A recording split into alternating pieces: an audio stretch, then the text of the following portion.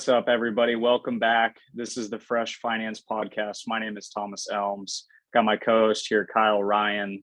Today's topic, something that is just incredibly prevalent and what's going on just across the United States right now is this conversation of interest rates, and the idea that the federal government is going to be raising interest rates.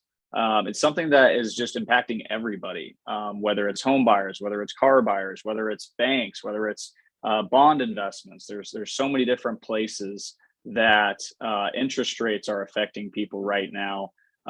And we just really thought it would be a really timely topic to talk through, especially with a hike here coming very soon, possible hike coming very soon. Kyle, I'd love to just kind of get your thoughts on this.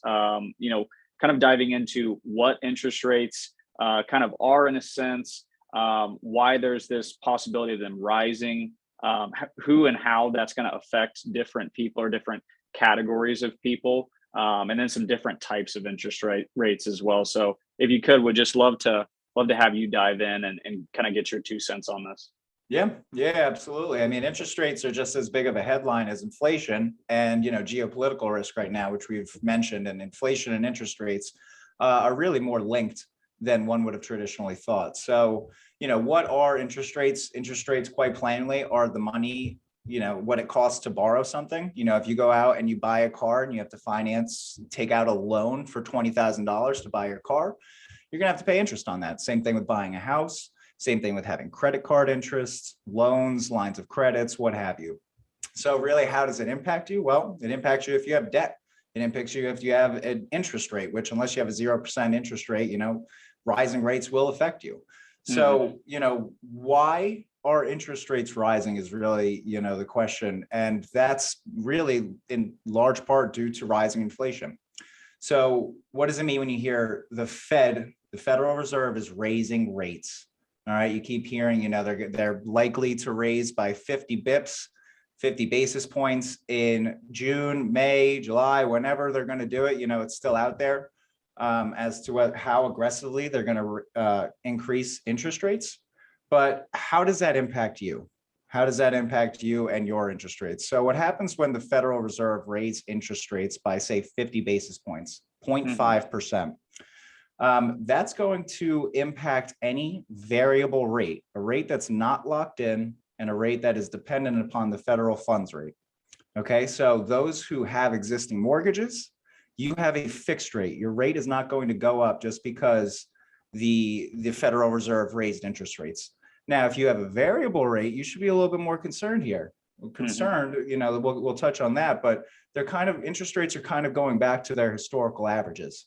Right. So you're going to see variable rates, those tied to credit cards and whatnot, are going to begin to rise. So it really puts in, a dampering on those borrowing, those people with debts. And that's, really the impact there is upon those, as I earlier mentioned, those people who have lines of credits, loans, credit card debt, mortgages, what have you. It has a significant impact on that. And not only those, it impacts investments. The investing world largely, and we're seeing that since the beginning of the year. Inflation and interest rates are, a rising interest rate environment is very difficult to invest in.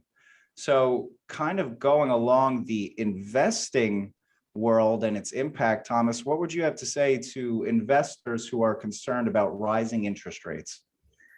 Oh, we could go, a million different ways in that conversation. And I think that, the first piece, kind of the first place you need to stop is bonds, and just kind of understanding at the base level that bonds are there as a piece of your investment portfolio to provide income and to provide a little bit of stability of kind of your principal portfolio value. And the correlation between bonds and interest rates is as interest rates rise, the yield or the income percentage that bonds produces goes down. And so in an environment like this, most traditional bonds are, a place that you might want to either trim, at least think about trimming, or maybe take a look at kind of what your time horizon looks like. And one of the offsets from a fixed income perspective is looking at things like tips. So they're basically inflationary protected securities, and so their yields are essentially tied to an inflationary measure. With inflation rising right now, there's definitely some good opportunities to take advantage of that. But one of the things that a lot of people are kind of thinking in this situation is interest rates rising is bad for the economy. And I know you and I have talked offline about this. And the reality is, kind of like you mentioned, that the 2000s era, just since the 2000s, rates for the most part have been lower than they ever have been in history in the United States. And just understanding that we've kind of gotten to a point where we need to progress back to the norm from an interest rate perspective is really important. And the reason why I think that is because it keeps the retail sector and the corporate sector in check as far as borrowing and leveraging. And what I mean by that is when you have super low interest rate environments, people have the ability to essentially borrow or lend or receive more than they most likely should, because what they're doing is they're borrowing more and taking advantage of a lower interest rate. And that's especially on the corporate side. And I think that the Fed's job from a rate rising or reducing standpoint is all about kind of keeping the economy in check, right? You don't want the economy to be moving too slowly. So in environments like that, you're going to decrease rates. But when markets are moving very quickly, or if inflation is on the horizon, it's already kind of hanging out on the horizon right now, is you want to actually raise rates. You're kind of trying to use Fed policy to control how the economy is working. And, we were just talking earlier, a good case could be made of why would you ever want the economy to slow down? And it's not necessarily to slow it down, but to kind of keep it in check. And a case in point example of this is the March 2020, the COVID drop, and then the automatic, very quick recovery that happened from probably about April of 20 all the way to about, September of this past year of 2021. Is there was so much growth, so much quick growth that at that point, kind of September, October, November, these companies started to get to a point where they couldn't continue, they couldn't keep growing. And so that's why we've seen this very serious, I think it's kind of undermined a little bit to a degree, but this very serious pullback that we've seen. And that's kind of where Fed policy comes into play. It's just trying to keep these things in check so bad things don't happen. Because the interesting point is kind of depending on, how the rest of April plays out, this is going to be the worst performance month on the NASDAQ since September of 2008, which, was the housing crisis. And I think that definitely says a lot about how quickly a lot of companies grew in the COVID era, and they were kind of left unchecked. And, and then we're kind of seeing this pullback now. Yeah. And, you can't go to tech, which, traditionally when inflationary environments, you want to go to stocks, not bonds. And tech's getting hurt. The bond market, the US ag just had its worst month in decades. But even going back to, the Fed and their use of rising interest rates or lowering interest rates to help or to dampen the economy, I always like the metaphor, the economy is like a fire and the Fed is standing there with a hose, ready to turn it on. When the economy is growing too quickly and the fire is burning too hot, the Fed has the ability to turn the hose on, raise interest rates to keep it in check. The economy cannot grow too quickly or else you're going to see a sharp correction, right? Yep. Because there's economic cycles with which, it naturally follows. So, and conversely, like in March of 2020, when the economy isn't growing enough, the Fed turns off the hose, lowers interest rates, which spurs economic growth because, like you mentioned, people are more willing to take on risk. People are more willing to borrow. People are more willing to spend so that the economy recovers.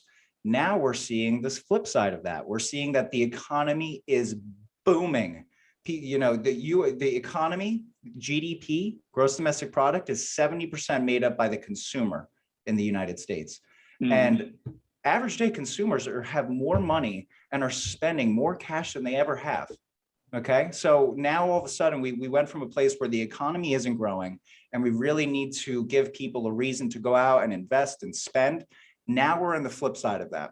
Okay, now the economy is on fire. It's growing like crazy. And the Fed is seeing good reason to lower interest rates, or increase interest rates to combat that. Now, is that a bad thing? Like you mentioned, no, rising interest rates is not particularly a bad thing. It means that the economy can handle it. And even Yep. in the light of rising interest rates and rising inflation, the data keeps coming out. Consumers are not deterred by it. Average Americans are spending because we've had so much pent up demand from the pandemic that now we've got money. It's like cash is burning in our pockets. We got to go out and spend it. We got to go on vacation. We got to buy these things we haven't been able to do, go to restaurants. So you're seeing a lot of fundamental reasons with why the Fed is so aggressively raising rates. Now, if they do raise it too quickly, if they turn on that hose a little too powerful and they put the fire out, that's where fear is right now. That's where you hear the R word, recession. The Fed can cause a recession if they raise rates too quickly, with which the market wasn't ready for. And that's, you're hearing a lot about, that's the name of the game. Follow the Fed, follow what the Fed's doing. And even worse case yet would be something that we've talked about before briefly, which is stagflation. Yeah. Stagflation is when you have an inflationary environment, the cost of goods are rising, but GDP, how much our nation produces, is declining. And that's kind of a print that just came out recently, is that the US GDP growth actually just went negative for the first time since the second quarter of 2020. And that is concerning. 100%, is kind of a three-punch combo there. As we've got GDP, at least in the first quarter, that's negative. We've got interest rates that are rising, and we've got inflation that we haven't seen in 30 plus years. I think that's where, the rate conversation definitely plays into how the market's been reacting, is the market is trying to put in place essentially what you would call a quote unquote worst case scenario. And that would be 8 hikes for a total of a 2%, rate hike. So 8 hikes. Originally, it was going to be 25 basis points. And I kind of want to clear up this really quickly, this basis point definition. A basis point is essentially 1/100th of a percent. So 50 basis points is 0.5%. 100 basis points is 1%. So what they priced in was a worst case scenario, was 8 rate hikes at 25 basis points apiece. And the market just really didn't like it. So I think that's kind of the major play on the market side. And, I think also on the home buying side, I think that's where things are getting hit the most right now. I mean, I'm pretty sure, I can't remember the exact number, but month over month, I think we saw a 50% drop. It was like a 40 or 50% drop in the number of United States mortgage applications from March to April. Yep. I think that's really important because we're starting to see rates, depending on credit scores, hitting the 6%. And that's the crazy case because, we were seeing, I would probably say late 2020 through the mid half of 2021, people getting 2.25%. So we're seeing a huge jump here, and just kind of combating that with the housing market that we have right now, with just so much pent up demand and the supply market that's just not even close to keeping up. There's just so many different factors going on right now. But here's the thing is, with all of these things going on, the most important thing to do is to get back to your plan, is to get back to your financial plan. It's just understanding what your time horizon is, understanding how much risk you can handle, and then building out a portfolio that meets those needs, and just kind of letting the rest of the headlines kind of do what they do, right? Because those things are out of our control, right? We can't, as advisors, we can't as investors, we can't say, I don't like this interest rate conversation, I need to call up Fed Powell, Chairman Powell, and say, hey, you need to tone it down, all right? Because you're affecting my 401k. It's just something that's outside of our control. I can't taper down inflation. And so just the best thing to do is to continue on the plan that you have, make adjustments as you need to, if you need to, but just understand, the importance of being a long-term investor, and that these things will continue to work themselves out. That's what I love about, being an advisor. And that's what I love about the market is it's a fluid, natural mechanism, right? And it's going to have its ebbs, it's going to have its flows, it's going to have its ups and its downs. But it's going to continue to work itself out as we, run into newer situations. And it's just something where you need to adapt when you need to, but staying the course is the most important. Yep. And I think you touching on the Fed is really important because one of the Fed's mandates is not to make sure the stock market grows. It is to make sure that employment numbers remain high, unemployment remains low, and that we are growing at a consistent clip. They don't want to see 10% growth in a year because the next year might be negative, right? They want to see consistency and balanced growth. So, you can't call up Jerome Powell and say, hey, slow it down because it would help us out, right? But as you mentioned, you have to be aware of where you're currently invested. Know the story, stick to your long-term plan. And that doesn't mean you have to make tactical changes to your portfolio, but, there are certain things in bonds and stocks with which you can, more or less avoid or lower your allocation toward because they don't perform well in inflationary or rising interest rate environments. So even on the bond side, I don't want to get too much into the complexities of investing, but, in general, you don't want bonds that are long duration that take 30 years to mature because in the face of inflation and rising rates, they have a much worse outlook than something that might mature in a year, right? So that's something we're doing in-house with a lot of our clients' accounts is lowering the duration on our bond funds. And even on the equity side, right? You mentioned those stay-at-home stocks, they were rocketing in 2020. Well, guess what? Most of them are back to their pre-2020 levels. It's been crazy. And that's where the valuation side on the equity piece, that's where it really matters. And here's the thing, because valuation and earnings are super important when it comes to how an individual stock performs, right? And if you think about just the month of April, we've had, especially here recently, we have had a ton of first quarter earnings results. And for the most part, the majority of them have been really good. Yep. The majority of US companies right now are at least meeting or beating expectations. But the issue is their multiples are just so high that the positions are still going down. And that's just sometimes what happens when you outpace yourself, right? And I think, that's to a degree what's happening. And it is just kind of a period where you got to kind of lick your wounds and keep going. Yes. And I'd like to clarify a little bit on the multiples. The PE ratio, the price to earnings ratio is really a very important thing to know about evaluating stock. Is that say, a technology company, it can trade at a very high earnings multiple because when you invest in a stock, you're not investing on its performance today or tomorrow. You're investing on its long-term performance.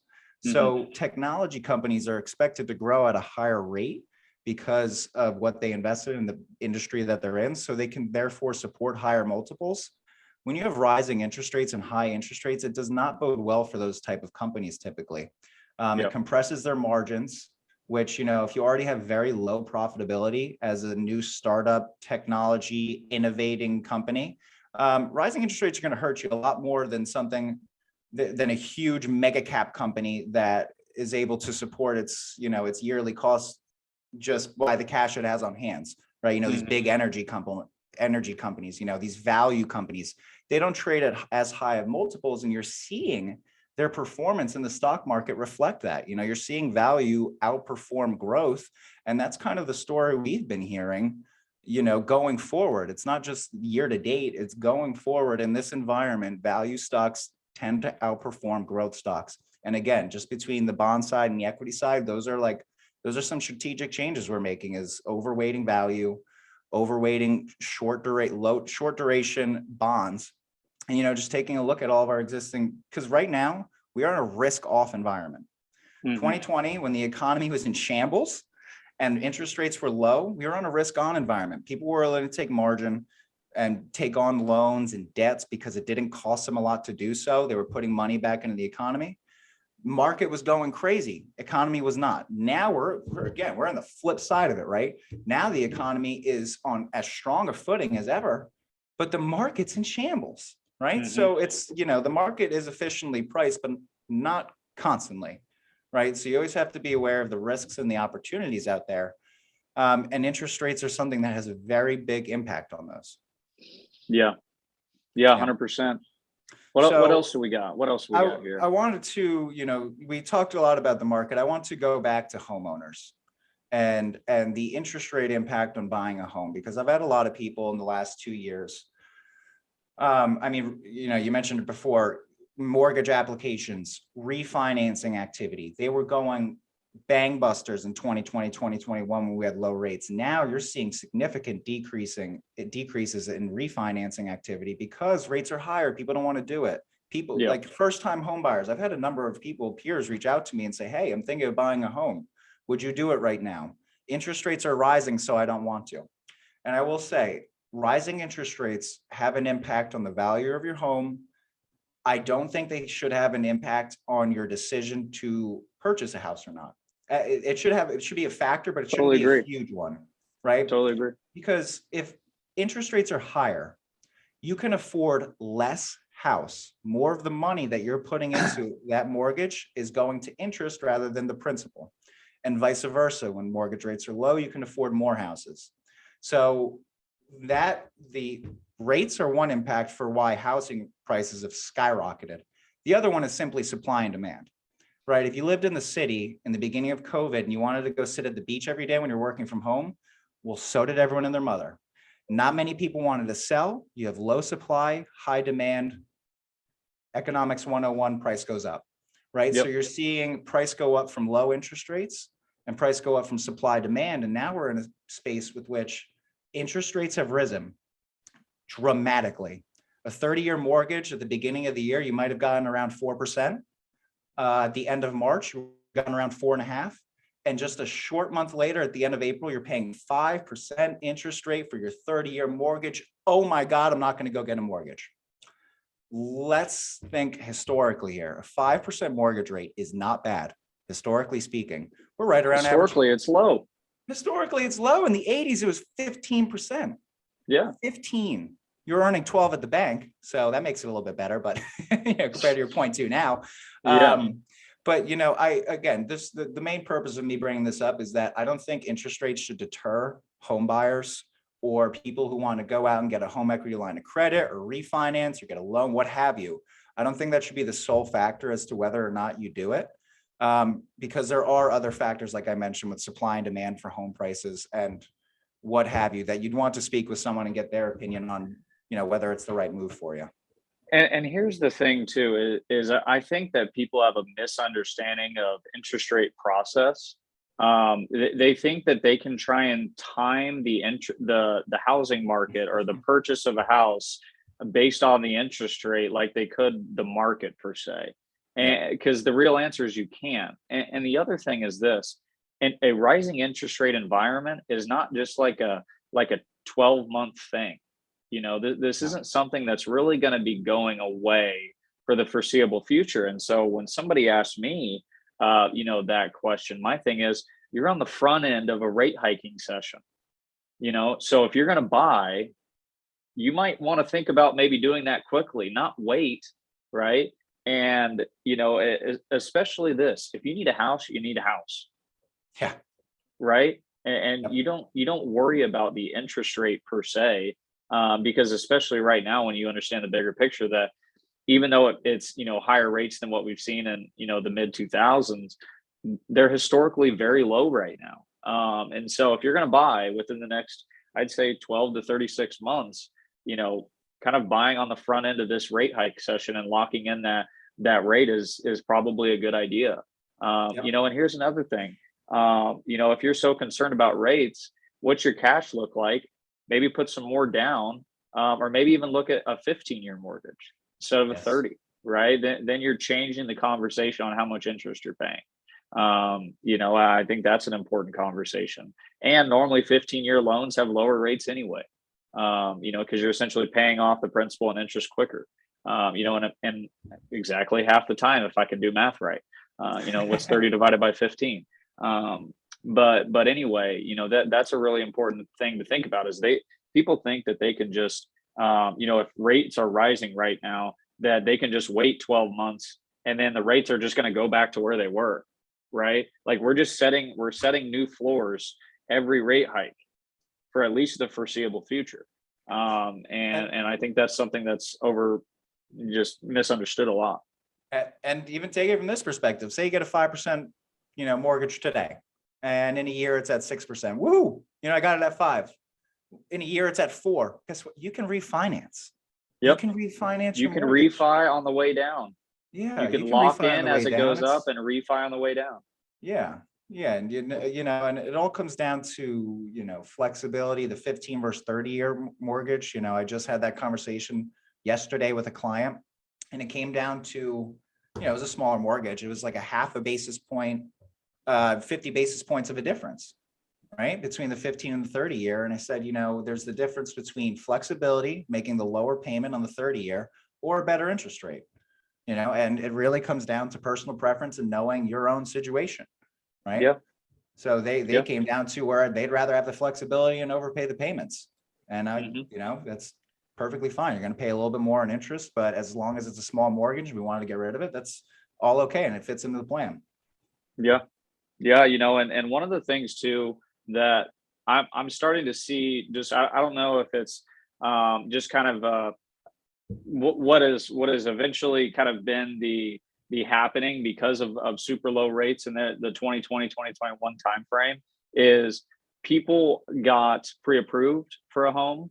And what they didn't understand is the pre-approval process is essentially going to let you know the maximum amount, according to kind of the statistics and the ratios and the thing that they use, is the maximum amount that you can borrow. And that's like their starting point, is like they're taking the maximum amount that they can borrow, and that's what they're going to go with. And that's not always the best situation. Like you need to understand, if you're taking that max amount, what that monthly payment would look like in a mortgage setting. And if that's something that on a monthly basis you can afford. So and here's the tough part where I can kind of feel for people like that is, the real estate market is just so crazy right now.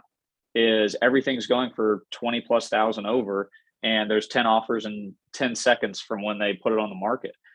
So it's forcing people to kind of hit those max levels of kind of loanability, in a way where it's kind of at the far reaches of their monthly cash flow. And, I think that it worries me sometimes when I see that, because there's not a lot of education around that.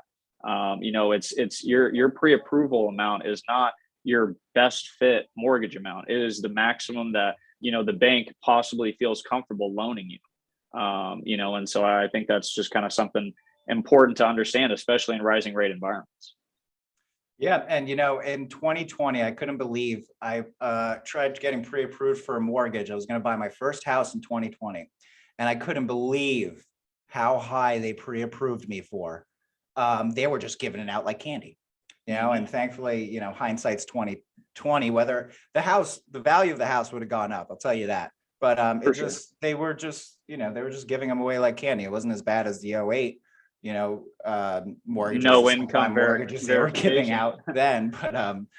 But yeah, they were giving it out like wildfire. Rates were low. They were trying to, induce the economy to go out and borrow and spend more. So, you're right. It's interesting how going back to it all, interest rates are not the determinant for my factor for not buying a house. It was going back to having 10 people in line, it being called a seller's market. Me personally, I'm waiting for the word buyer's market for me to go buy a house. It's totally not interest rate dependent. I just don't want to go spend $20,000 over asking with no checks on the house, no anything. You just got to kind of hope it's what you're paying for, right? Yeah. So, yeah, 100%. In short, I really don't think interest rates should have an impact on a decision to go out and get a loan, to go out and get a line of credit, to refinance, get a mortgage, what have you. It's just a part of the economic cycle. And even investing, you just have to be cognizant and aware of where your investments are and how they will be impacted by rising interest rates. Because like you mentioned, we're staring down the barrel interest rates have already risen precipitously throughout the course of the year, and they're expected to continue to do so. Yep. 100%. Well, I'm good here. Do you have anything else? I think that was everything we had on our little list of topics to cover. As always, it was a good episode and a pleasure. Yep, for sure. Thank you guys so much for watching or listening or doing a little bit of both. Really appreciate it. This is Fresh Finance, Thomas Elms, Kyle Ryan. We will see you guys next time. Thanks.